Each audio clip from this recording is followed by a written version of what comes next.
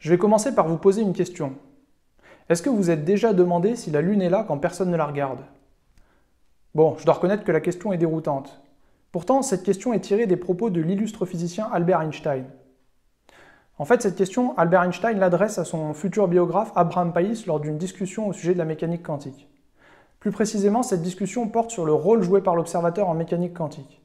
La question du rôle joué par l'observateur en mécanique quantique peut être exprimée de la façon suivante.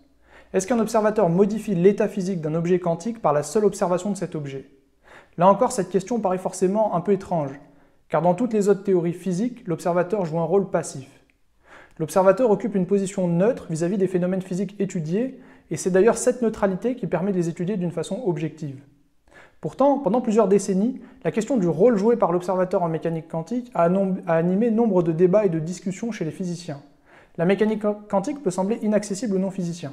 Mais je vais tenter de vous montrer que son interprétation soulève des questions philosophiques qui, à mon avis, sont susceptibles d'intéresser un grand nombre de personnes.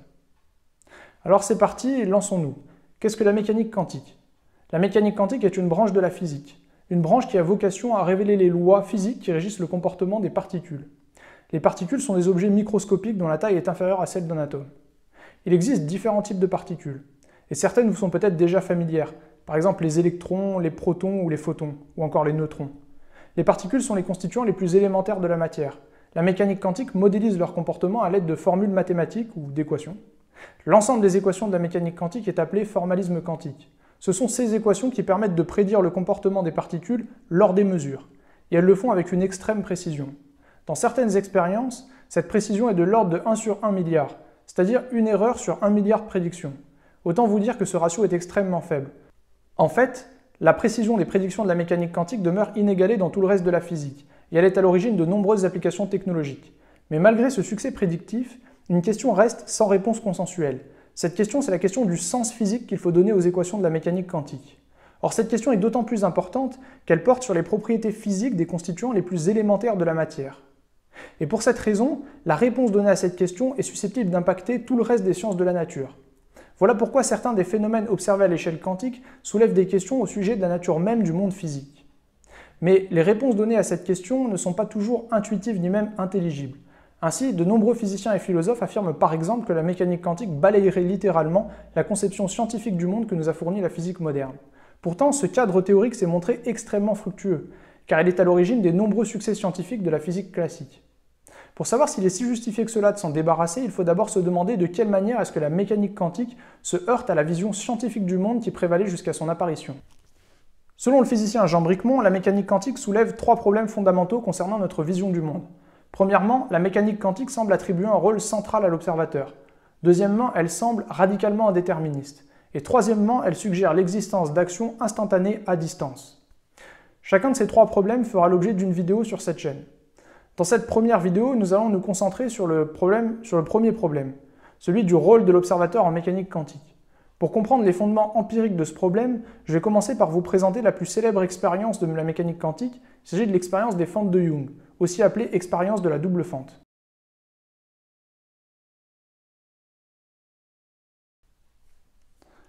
Dans cette expérience, un canon à particules est placé devant une paroi percée de 2 fentes. Derrière cette paroi fendue se trouve une seconde paroi sur laquelle viennent s'écraser les particules qui sont tirées une par une. Cette seconde paroi est faite d'un écran qui permet de mesurer la densité d'impact des particules sur l'ensemble de sa surface. La réalisation de cette expérience est déclinée selon différentes conditions expérimentales. Dans la première condition, on laisse seulement une fente ouverte. Disons qu'il s'agit de la fente du haut. À la fin de l'expérience, on mesure la densité d'impact de particules sur la seconde paroi. Dans cette condition, le comportement des particules est identique à celui qu'auraient des balles de revolver. C'est-à-dire qu'il y a une certaine dispersion des impacts, mais cette dispersion est simplement due au fait que l'accélération donnée à la particule au départ n'est pas toujours la même d'un tiers à l'autre. Malgré cette légère dispersion, à la fin de l'expérience, l'ensemble des impacts est concentré dans l'axe de la fente ouverte, dans notre cas la fente du haut. Dans la deuxième condition expérimentale, on ouvre la deuxième fente, dans notre cas la fente du bas. Si les particules avaient un comportement analogue au comportement de balles de revolver, on observerait dans l'axe de la fente nouvellement ouverte une densité d'impact de la même forme que la densité d'impact qui se trouve face à la fente du haut lorsque seule celle-ci est ouverte. Bien évidemment, si les particules avaient un comportement identique à celui qu'auraient des balles de revolver, on s'attendrait aussi à ce que la densité d'impact dans la région de la fente du haut ne soit pas modifiée par l'ouverture de la fente du bas. En fait, si les particules se comportaient comme des balles de revolver, la densité des impacts sur l'ensemble de la seconde paroi serait égale à la somme de la densité obtenue lorsque seule la fente du haut est ouverte, plus la densité obtenue lorsque seulement la fente du bas est ouverte. Pourtant, le résultat n'a rien à voir avec cela. L'ouverture de la fente du bas entraîne une diminution de la densité des impacts en certains points de la région de la fente du haut. Ce qui laisse penser qu'en ouvrant la fente du bas, on affecte le comportement des particules passant par la fente du haut. En fait, cette observation est une conséquence d'un phénomène plus général que l'on observe lorsque les deux fentes sont ouvertes, le phénomène d'interférence. Lorsque les deux fentes sont ouvertes, la répartition des impacts de particules sur la seconde paroi prend la forme de franges d'interférence. L'interférence est un phénomène que l'on observe lorsque deux ondes se rencontrent. Pour vous représenter ce phénomène, imaginez que vous lanciez deux galets à la surface d'une mare. En entrant en contact avec la surface de cette mare, chaque galet produit une onde. Cette onde se diffuse depuis son point d'impact dans toutes les directions à la surface de la mare. Lorsque les deux ondes se rencontrent en une région de la mare, c'est là qu'on observe le phénomène d'interférence. En certains points de cette région, les intensités des deux ondes s'ajoutent, alors qu'en d'autres points, les deux ondes s'annulent. C'est ce motif qu'on observe sur la seconde paroi et que l'on appelle frange d'interférence. Et en fait, les franges d'interférence sont la signature d'une onde. À ce stade, on est donc amené à se poser la question suivante. Est-ce qu'il s'agit d'une onde ou d'une particule? Lorsque cette expérience est réalisée avec des électrons, elle nous conduit à nous demander est-ce que les électrons sont des ondes ou bien des particules? Cette question porte sur un ensemble de propriétés physiques des électrons. Mais plus spécifiquement, l'observation des franges d'interférence soulève une question à propos d'une propriété particulière de l'électron, sa position spatiale. Voici pourquoi. Comme je viens de l'expliquer, pour qu'une interférence ait lieu, il faut qu'il y ait au minimum deux ondes qui se rencontrent en une région de l'espace. Dans notre expérience, si à la place d'envoyer des balles de revolver, on envoie une onde sur la paroi percée de deux fentes, deux nouvelles ondes sont produites à partir de ces deux fentes. Les deux ondes nouvellement créées interfèrent alors dans l'espace entre les deux parois. Mais si on ouvre une seule fente, il n'y a plus de phénomène d'interférence, car une seule onde se propage dans l'espace entre les deux parois. Quand on applique ce raisonnement aux particules, il en découle une conclusion complètement contre-intuitive. La particule passe par les deux trous à la fois. Car dans l'expérience de la double fente, les particules sont toujours tirées une par une. Chaque particule ne peut donc interférer qu'avec elle-même. Pour qu'une interférence ait lieu entre les deux parois, il faudrait donc que la particule passe par les deux fentes en même temps, comme le ferait une onde. Mais dans ce cas, la particule occupe simultanément plusieurs points de l'espace. On ne peut alors pas lui attribuer de position précise dans l'espace en 3 dimensions. Pourtant, d'après les données expérimentales, lorsque la particule atteint la deuxième paroi, son impact est toujours localisé en un point précis de l'écran, et jamais en plusieurs points. Ce qui signifie qu'au niveau de la deuxième paroi, là où la mesure de position est réalisée, les particules occupent toujours une position bien précise. Pour essayer de déterminer la trajectoire de la particule, on peut placer un détecteur de position au niveau des fentes. Il s'agit de la troisième condition expérimentale. Et encore une fois, on obtient des résultats qui sont surprenants. Dans cette condition, on constate non seulement que les particules passent toujours par une seule fente à la fois, et en plus de cela, les franges d'interférence disparaissent. Lorsqu'on place un détecteur de position, tous les impacts sont concentrés dans les deux régions en face des fentes. En bref, la mesure semble modifier le comportement des particules, car celles-ci se comportent à nouveau comme des balles de revolver, bien que les deux fentes soient ouvertes. En résumé, l'expérience des fentes de Young soulève au moins deux questions. La première question porte sur la nature même des particules utilisées dans cette expérience. Dans notre cas, il s'agit d'électrons. Cette question est, les électrons sont-ils des ondes ou des particules? La deuxième question est plus spécifique. Elle porte sur une propriété physique en particulier, leur position spatiale. Est-ce que les électrons occupent une position dans l'espace? Je vais maintenant vous présenter les réponses les plus couramment données à ces deux questions.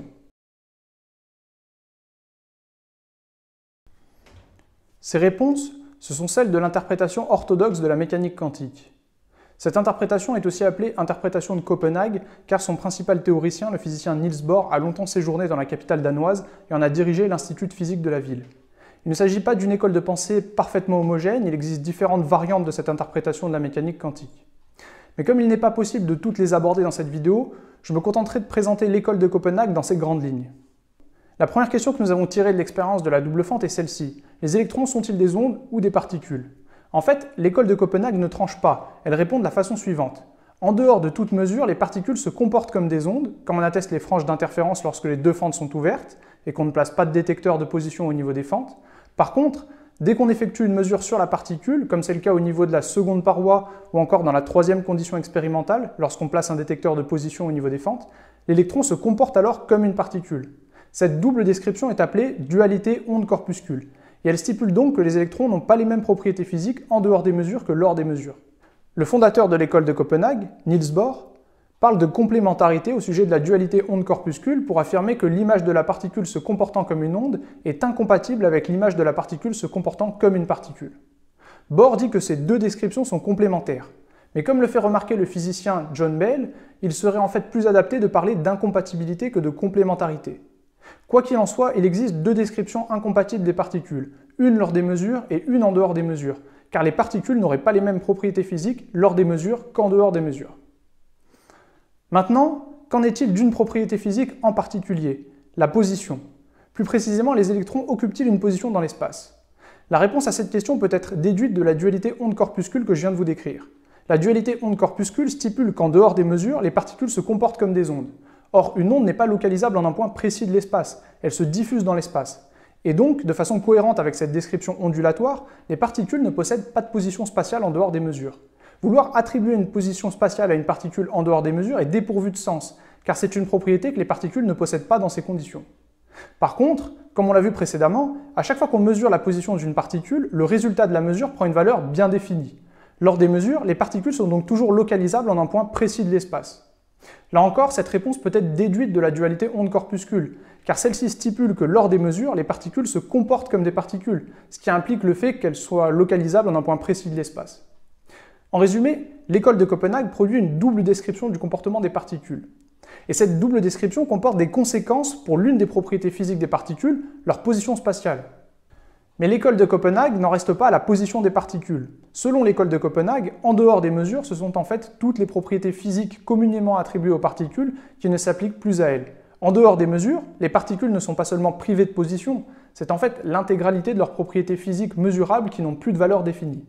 En dehors des mesures, la position, la vitesse ou l'énergie d'une particule prennent toutes les valeurs possibles en même temps. Il est donc impossible de décrire l'état physique dans lequel se trouvent ces particules, car elles semblent être dans une multitude d'états en même temps. L'école de Copenhague décrit alors les particules comme étant dans une superposition d'états, pour signifier que tous les états physiques possibles de la particule se superposent. Et d'après l'école de Copenhague, la superposition nous confronterait à nos limites cognitives. La réalité physique, qu'est la superposition, est incompréhensible et elle est destinée à le rester, car aucune description intelligible de la superposition ne peut être produite. Nous pouvons seulement la décrire en termes mathématiques par le biais des équations de la mécanique quantique. La superposition est donc une description physique des plus étranges puisqu'elle est avant tout une absence de description physique. Mais une chose est peut-être plus surprenante encore. La superposition s'évapore dès qu'une mesure est réalisée sur la particule. Les résultats expérimentaux montrent en effet que quelle que soit la propriété physique que l'on mesure sur une particule, cette propriété prend toujours une valeur précise. On parle alors de réduction de la fonction d'onde pour signifier que la superposition d'états dans laquelle se trouvait la propriété de la particule avant la mesure est réduite à l'un des états superposés.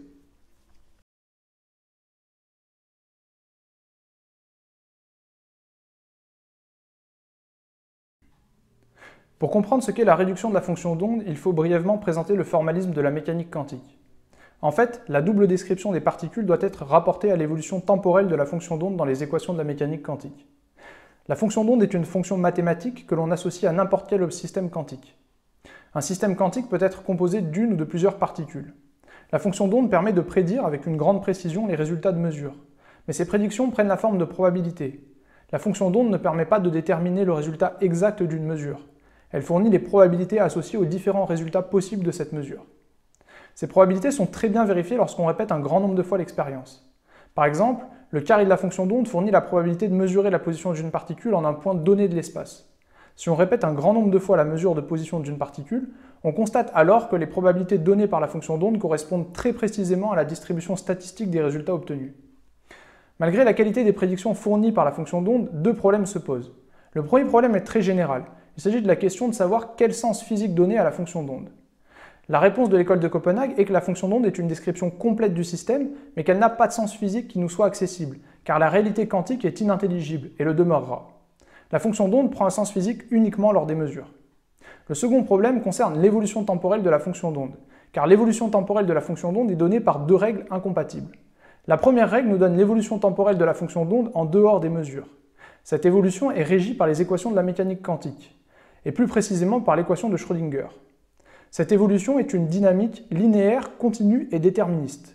Comme cette dynamique est déterministe, si on connaît l'état d'un système quantique à un instant t, grâce à l'équation de Schrödinger, on connaît l'état exact de ce système à tout instant ultérieur. L'équation de Schrödinger décrit toujours les particules comme étant dans une superposition d'états. Autrement dit, aucune propriété physique du système n'a de valeur déterminée. La seconde règle d'évolution stipule au contraire que lors des mesures, la propriété du système qui est mesurée prend une valeur déterminée. Cette valeur est simplement le résultat de la mesure effectuée. On rentre alors cette valeur dans les équations qui décrivent l'état du système, et la fonction d'onde n'est plus dans une superposition d'états. Pour décrire cette transition, depuis la superposition d'états vers un état bien défini, l'école de Copenhague parle d'effondrement de la fonction d'onde, ou de réduction de la fonction d'onde. Ce second régime d'évolution de la fonction d'onde est différent de celui qui est donné par l'équation de Schrödinger, car elle est stochastique, c'est-à-dire aléatoire. Même en connaissant l'état du système avant la mesure, on ne sait pas à l'avance quelle sera la valeur exacte que prendra la propriété lorsqu'elle sera mesurée. De plus, l'évolution temporelle décrite par la seconde règle est discontinue, c'est-à-dire que le système saute d'un état à un autre, ce qui n'est pas le cas avec la première règle.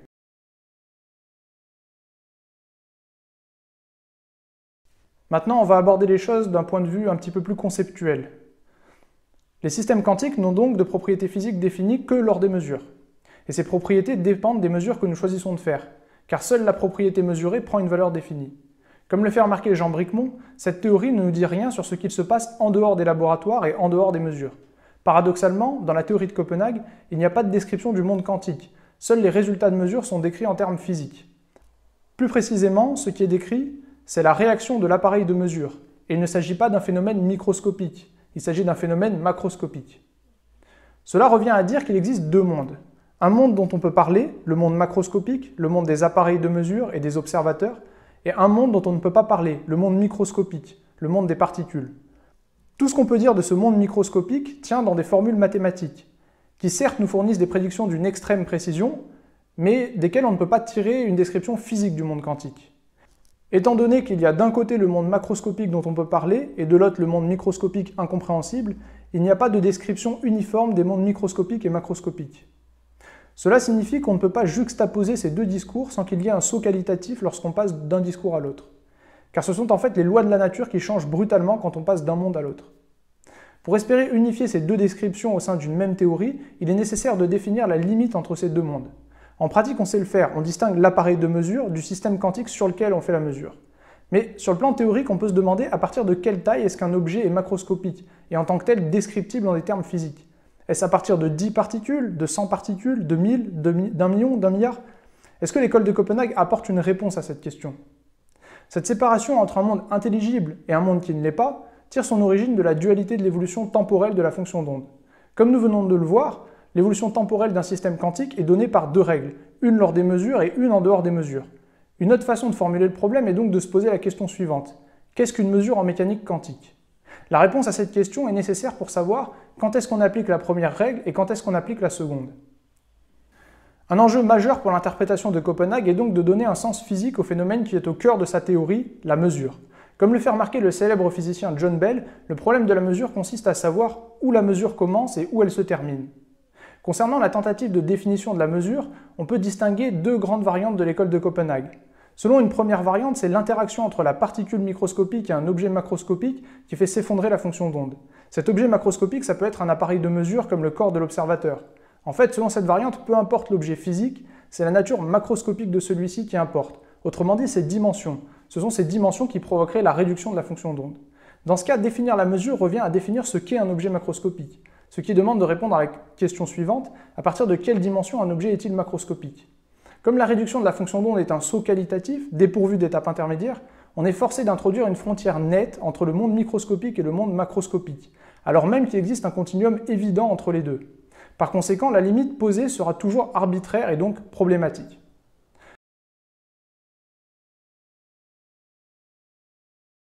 Selon la deuxième variante de l'interprétation de Copenhague, ça ne serait pas l'appareil de mesure, mais la conscience de l'observateur qui serait à l'origine de la réduction de la fonction d'onde. Ici, il ne s'agit pas de l'interaction entre le cerveau de l'observateur et la particule, car le cerveau étant un objet macroscopique, cette explication serait équivalente à la variante précédente. Il s'agit d'une interaction entre la particule et un objet non physique, la conscience immatérielle de l'observateur. Cette variante a été défendue par le physicien et prix Nobel Eugène Wigner. Dans ce cas, il faut définir la conscience pour pouvoir dire quand est-ce qu'une mesure a lieu. Mais répondre à une telle question constitue une tâche difficile à mener, contraignant ses défenseurs à défendre une conception dualiste du rapport entre le corps et l'esprit. Et cela soulève un grand nombre de problèmes philosophiques. En l'absence de définition de la conscience, on ignore alors quelles sont les caractéristiques requises pour jouer le rôle d'observateur en mécanique quantique. On peut alors se demander, est-ce qu'un chien peut provoquer l'effondrement de la fonction d'onde? Et qu'en est-il d'un rat? Ou qu'en est-il d'un ver de terre? Comme avec la variante précédente, on se retrouve à nouveau dans une situation où il faut placer une frontière arbitraire au milieu d'un continuum. Là encore, ce problème provient du saut qualitatif entre la description donnée aux objets quantiques, ou plutôt l'absence de description qui leur est donnée, et notre perception du monde macroscopique et notamment notre perception des résultats de mesure. Ce sont ces deux descriptions incompatibles qui contraignent les défenseurs de l'école de Copenhague à introduire une frontière nette en lieu et place de continuums évidents. Il faut souligner que cette deuxième variante de l'interprétation de Copenhague soulève des problèmes épistémologiques qui lui sont spécifiques. Car l'effondrement de la fonction d'onde, qui correspond à un processus physique, est causé, selon cette variante, par un objet non physique, à savoir la conscience immatérielle de l'observateur. En attribuant des causes immatérielles à certains phénomènes physiques, cette description viole le principe de clôture causale du monde physique. Ce principe est pourtant un postulat fondamental de la physique. La clôture causale du monde physique stipule que les phénomènes physiques n'ont que des causes physiques. Par ailleurs, comme le fait remarquer Jean Bricmont, étant donné que les premières formes de vie conscientes sont apparues tardivement au cours de l'évolution, et que les processus biologiques reposent sur de la chimie, et que la chimie repose elle-même sur de la mécanique quantique, on peut se demander comment la sélection naturelle a pu avoir lieu avant qu'un observateur conscient n'apparaisse. Car avant qu'apparaisse une conscience immatérielle au cours de l'évolution, aucun objet n'était susceptible de faire s'effondrer la fonction d'onde de l'univers. Par conséquent, aucun objet n'avait de propriété physique définie. Enfin, il faut noter qu'une telle théorie comporte de lourdes conséquences épistémiques, car elle nous prive de la possibilité d'une observation neutre des phénomènes physiques. Comme l'observateur modifie l'état dans lequel se trouve la particule par la simple observation consciente de celle-ci, et sans autre forme d'interaction avec elle, l'observateur n'a plus la possibilité de jouer un rôle passif vis-à-vis du monde physique. Avec une telle interprétation, il semble donc que l'on doive renoncer à la finalité même de la démarche scientifique, c'est-à-dire la production d'une connaissance objective du monde. Parce que cette production repose en dernier ressort sur la possibilité de réaliser des expériences non biaisées. En conclusion, on peut dire que chacune de ces deux variantes échoue à définir la mesure en des termes physiques non ambigus. Et par conséquent, l'école de Copenhague place au centre de sa description du monde un concept dont les contours restent mal définis. Ce problème est d'autant plus embarrassant que la mesure joue vraiment un rôle central dans l'interprétation de Copenhague. La mesure fait office de frontière entre le monde quantique indescriptible et le monde macroscopique descriptible. L'absence de définition de la mesure laisse donc un vide théorique très problématique, car on ne sait pas où commence et où s'arrête le monde dans lequel les objets sont dotés de propriétés physiques définies. Et donc, on ne sait pas où commence et où s'arrête le monde physique dont on peut parler. Enfin, même si aucune définition claire de la mesure n'est donnée, il faut noter que la mesure ne peut plus être comprise au sens classique du terme, c'est-à-dire comme un processus d'enregistrement d'un état physique préexistant à la mesure et restant inchangé par celle-ci. Concrètement, ce qu'enregistre la mesure en mécanique quantique, c'est une interaction entre le système quantique et l'appareil de mesure. L'appareil de mesure joue donc un rôle actif dans la mesure, mais l'école de Copenhague ne précise pas quel est ce rôle, et elle n'en donne pas les mécanismes d'action. Une solution que nous n'avons pas encore envisagée est d'expliquer la réduction de la fonction d'onde sans faire appel à la deuxième règle d'évolution. Cette tentative revient à expliquer la réduction de la fonction d'onde en décrivant la mesure à l'intérieur du formalisme quantique. Peut-être qu'en appliquant la première règle d'évolution de la fonction d'onde au système composé de l'objet quantique et de l'appareil de mesure permettra de faire apparaître la réduction de la fonction d'onde à l'intérieur des équations. C'est ce que fait Schrödinger dans sa célèbre expérience de pensée.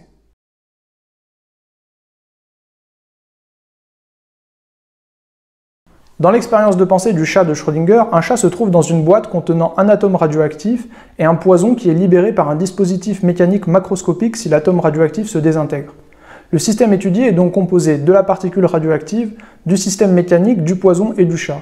Or, la désintégration d'un atome radioactif est un processus qui obéit aux lois de la mécanique quantique.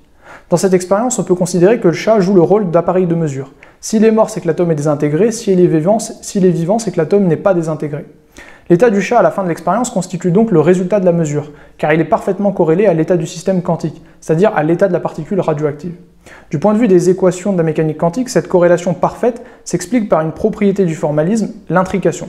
L'intrication est une propriété quantique qui stipule que l'état des objets qui sont en interaction avec l'atome est parfaitement corrélé à l'état de l'atome. Concrètement, cela signifie que la fonction d'onde associée à l'ensemble du système constitué de l'atome radioactif, du dispositif, du poison et du chat peut prendre deux états possibles. Dans le premier état, l'atome n'est pas désintégré, le dispositif n'est pas activé, le poison n'est pas libéré et le chat est vivant. Dans le deuxième état, l'atome est désintégré, le dispositif activé, le poison libéré et le chat mort. On applique maintenant la première règle d'évolution de la fonction d'onde afin de savoir si l'état de ce système se réduit de lui-même.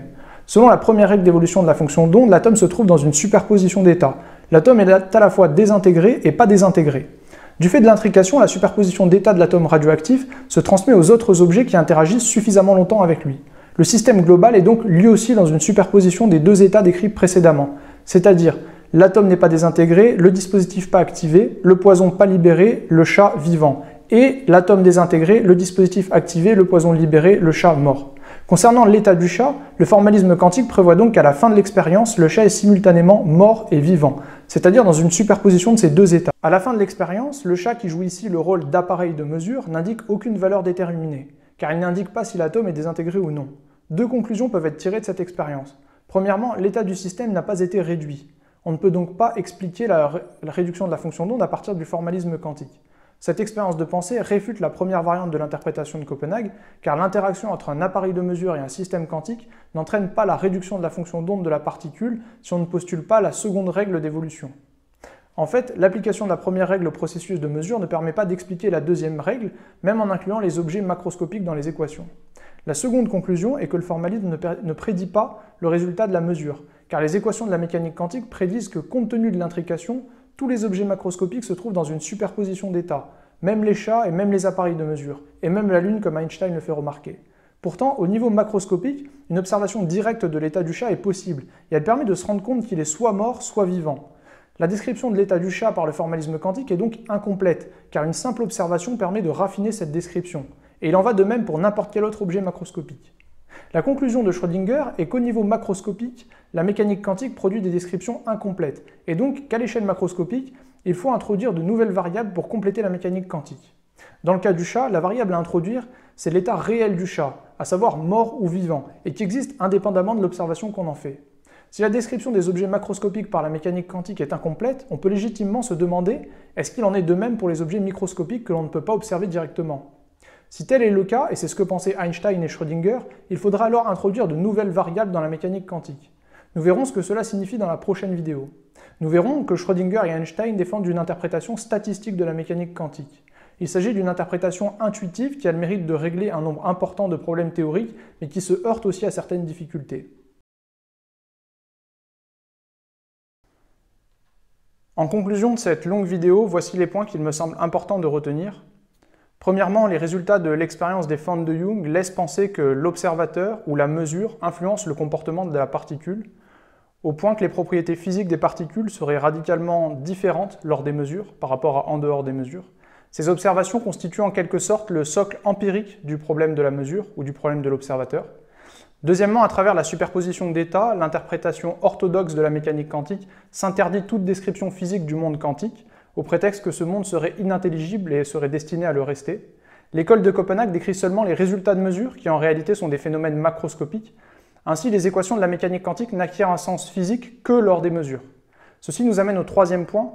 L'école de Copenhague échoue à définir la mesure en des termes physiques clairs, et elle ne décrit pas les mécanismes d'action de la mesure sur le système quantique. Comme on ne sait pas trop en quoi consiste la mesure, on ne sait pas trop non plus où se situe la frontière entre le monde macroscopique dont on peut parler et le monde quantique inintelligible. Et même si on a une idée de cette limite en pratique lorsqu'on réalise des mesures, des expériences, cela s'avère très problématique sur le plan théorique. Troisièmement, pour expliquer la mesure, on peut tenter d'analyser l'appareil de mesure d'un point de vue quantique, mais à la fin de l'expérience, l'appareil de mesure se trouve toujours dans une superposition d'états. La réduction de la fonction d'onde ne peut donc pas être expliquée depuis l'intérieur du formalisme quantique, elle doit être postulée, et c'est ce qui est fait avec la deuxième règle d'évolution de la fonction d'onde. Le problème est que la justification de ce postulat repose sur un processus physique mystérieux, la mesure, ce qui nous renvoie en fait au point précédent. En fait, comme le point de Schrödinger avec son expérience de pensée trop souvent mal comprise, au niveau macroscopique, la mécanique quantique est incomplète, car elle décrit tous les objets macroscopiques comme étant dans une superposition d'états. Alors que notre expérience directe de ces objets nous permet de constater qu'ils ont des propriétés physiques bien définies. Il est tout à fait possible d'imaginer que les objets macroscopiques acquièrent un état bien défini seulement lorsque quelqu'un les observe, ce qui revient à défendre l'idée que la réalité serait en fait créée par l'observateur, position philosophique que l'on qualifie d'idéaliste, mais une telle position comporte de très lourdes conséquences épistémiques que je ne peux pas détailler ici faute de temps, mais qui à mon avis rendent cette position intenable. Alors, pour terminer cette vidéo, on revient à la question initiale, est-ce que la Lune est là quand personne ne la regarde? Pour ma part, je répondrai évidemment que oui, mais il reste une tâche à accomplir. Cette tâche consiste à réconcilier la mécanique quantique avec le fait que les objets macroscopiques ont des propriétés physiques bien définies. Et cette tâche doit être résolue autrement qu'en postulant arbitrairement l'existence d'un effet mystérieux des mesures sur les objets microscopiques. Nous verrons dans la prochaine vidéo que la théorie de De Broglie accomplit cette tâche avec succès et parcimonie. Enfin, pour terminer, je tiens à remercier Jean Bricmont pour l'aide qu'il m'a apportée en relisant son script, et je me suis d'ailleurs beaucoup appuyé sur son livre Quantum Sense and Nonsense, dont une version française va sortir au mois d'août normalement. Je remercie aussi Aurélien Drézé, chercheur en physique théorique à Grenoble, qui a relu mon article que je mets en lien dans la description, et qui m'a accordé de son temps pour répondre à mes questions. Et enfin, je remercie Alexandre Gondran pour les illustrations de l'expérience des fentes de Young que j'ai prises sur son site dont je mets le lien dans la description. Et je vous remercie vous d'avoir regardé cette vidéo et je vous dis à bientôt.